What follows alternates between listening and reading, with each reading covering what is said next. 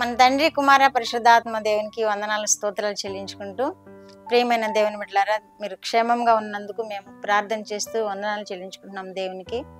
ఈ దినమందు పుట్టిన దినములు, వివాహ దినములు జరుపుకుంటున్న వారికి మా శుభాలు తెలియజేస్తున్నాము. దేవుడు మిమ్మల్ని అనేక సంవత్సరములు ఈ విధముగా జరుపుకునే విధముగా కాపాడాలని, ఆశీర్వదించాలని ప్రార్థన చేస్తున్నాం. దేవుడు మిమ్మల్ని దీవించును గాక. దేవుడు ఈ దినమందు మనకిచ్చిన వాక్యము సమూయేలు 2వ గ్రంథము 22వ అధ్యాయము 2, 3, 4, 7 వచనాలు చదువుకుందాం.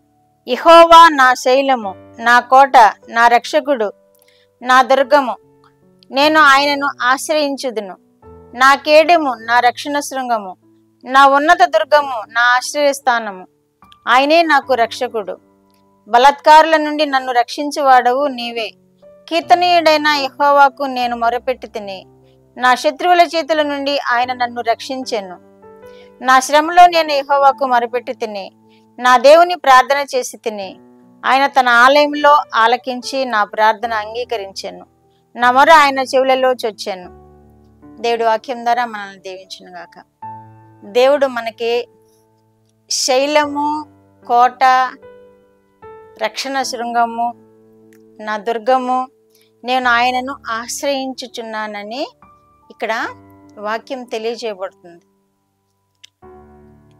ఈ మాటలు మనము కూడా అలా చెప్పగలిగి ఉండాలి. ఈ మాటలు దేవునికి విజ్ఞాపన చేసేటప్పుడు, నీవే నా రక్షకుడవు, నా శైలము, నా దుర్గము, నేను ఆశ్రయించిన దేవుడవు అని మనం ఆయన సన్నిధిలో ఒప్పుకొని విజ్ఞాపన చేసినప్పుడు దేవుడు మనకి శైలముగా ఉంటాడు, ఆశ్రయముగా ఉంటాడు, దుర్గంగా కూడా ఉంటాడు. శైలము అంటే ఎత్తైన స్థలాలు. ఎత్తైన స్థలంలో అంటే క్షేమముగా ఉంటాయి, శత్రు భయం ఏమి ఉండదు. ఎత్తైన స్థలాలు ఎందుకు ఏర్పరచుకుంటారంటే, ఎత్తైన గోడలు ఎందుకు ఏర్పరచుకుంటారంటే శత్రు భయం లేకుండా, శత్రుముఖాలు లోపలికి ప్రవేశించకుండా ఎత్తైన స్థలాలు నిర్మించుకుంటారు, ఎత్తైన ప్రాకారాలు కూడా నిర్మించుకుంటారు. అలా దేవుడు మనకి ఎత్తైన కోటగా ఉంటాడు అనమాట ఆయన్ని ఆశ్రయించినప్పుడు.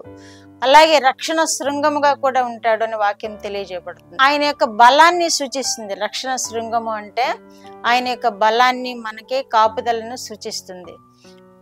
కీర్తనీయుడైన యెహోవాకు నేను మొరపెట్టి తిని, నా శత్రువుల చేతుల నుండి ఆయన నన్ను విడిపించెను అని కూడా వాక్యం తెలియజేయబడుతుంది. కీర్తనీయుడైన దేవుడికి మనం మొరపెట్టినప్పుడు, ఈ మాటలు చెబుతున్న వానికి దేవుడు ఆశ్రయదుర్గముగా ఉన్నాడు, శైలముగా ఉన్నాడు. ఆయనకి మొరపెట్టినప్పుడు ఆయన ప్రార్థన విన్నాడు, ఆయనకు సహాయం చేశాడు. అదే మాదిరిగా మనము కూడా ఆయన్ని శైలముగా చేసుకున్నప్పుడు, రక్షణ శృంగంగా చేసుకున్నప్పుడు, ఆయనను ఆశ్రయించినప్పుడు, మనము యెహోవాకు మొరపెట్టినప్పుడు ఆయన మనకు కూడా శత్రువుల చేతిలో పడకుండా కాపాడతాడు. శత్రువులు అంటే దుష్టుని చేతిలో పడకుండా మనల్ని కాపాడతాడు. మన ప్రధాన శత్రువు వాడే కదా. ఈ లోక సంబంధమైన అంధకార శక్తుల చేతిలో పడకుండా మనల్ని దేవుడు కాపాడతాడు. మనల్ని కాపాడి ఆయన బిడ్డలుగా పోషించుకుంటూ జీవింప చేస్తాడు. కనుక మనము కూడా ఈ విధముగా దేవుని ఆశ్రయించాలి, దేవుణ్ణి మన శైలముగా చేసుకోవాలి, మన రక్షణ శృంగముగా చేసుకోవాలి. ఇంకా ఈ విధముగా ఆధారపడి జీవించినప్పుడు, నా శ్రమలో నేను యెహోవాకు మొరపెట్టి తిని, ఆయన నా ప్రార్థనను అంగీకరించెను అని కూడా ఈ మాటలు, ఆయన ఆలయంలో ఉండి నా ప్రార్థన అంగీకరించెను అని కూడా తెలియచేయబడుతుంది. ఎవరైతే దేవుని ఆశ్రయిస్తారో, ఏ శ్రమగైనా కలిగినప్పుడు దేవుణ్ణి ఆధారం చేసుకుంటారో, దేవుడు వారిని తప్పకుండా ఆ శ్రమల నుండి విడిపిస్తాడు అని మనం అనేక వాక్యాలు చూస్తున్నాము, ఇప్పుడు కూడా చూస్తున్నాము. ఆయన ఆలయంలో నుండి నా ప్రార్థన ఆలకించి నన్ను విడిపించాను అని ఈ వ్యక్తి తెలియచేస్తున్నట్లుగా, మనము కూడా ఆయన ఆలయంలో చేరి ప్రార్థన చేసినప్పుడు మన ప్రార్థన తప్పకుండా వింటాడు. మనం ఆయన ఆలయంలో చేరి ప్రార్థన చేసినప్పుడు దేవుడు మనతో ఉంటాడని అనేక మార్లు చెప్పుకున్నాం కదా. కనుక మన ప్రార్థనలు వింటారు, మన శ్రమల నుండి తప్పిస్తారు, మనకు రక్షణ దుర్గముగా ఉంటాడు, మనకి ఆశ్రయ శృంగముగా కూడా ఉంటాడు. మన జీవితాలు ఆయన క్షేమముగా కాపాడుతూ ఉంటాడు. ఆయన క్షేమముగా కాపాడుతూ ఉంటే అంతకంటే మనకు కావాల్సిన ఈ లోకంలో ఏమీ లేదు. దేవుని చేత కాపాడబడటం కంటే క్షేమమైనది మరి ఇంకేమీ లేదు మనకి. ఈ లోక భయములన్నిటి నుండి ఆయన మనల్ని విడిపిస్తాడు. శత్రు భయం నుండి మనల్ని విడిపిస్తాడు. దుష్టాత్మల భయం నుండి మనల్ని విడిపిస్తాడు. ఆయన ఆధారం చేసుకున్నప్పుడు దుష్టుడు ఏదైనా బలహీనతలు కలుగు చేసినప్పుడు వాటి నుండి కూడా విడిపిస్తాడు దేవుడు. వాటి నుండి కూడా అద్భుత రీతిగా మనకి స్వస్థత దయచేస్తాడు, విడుదల కలుగు చేస్తాడు, సంతోషాన్ని, సమాధానాన్ని, నెమ్మది ఇస్తాడు.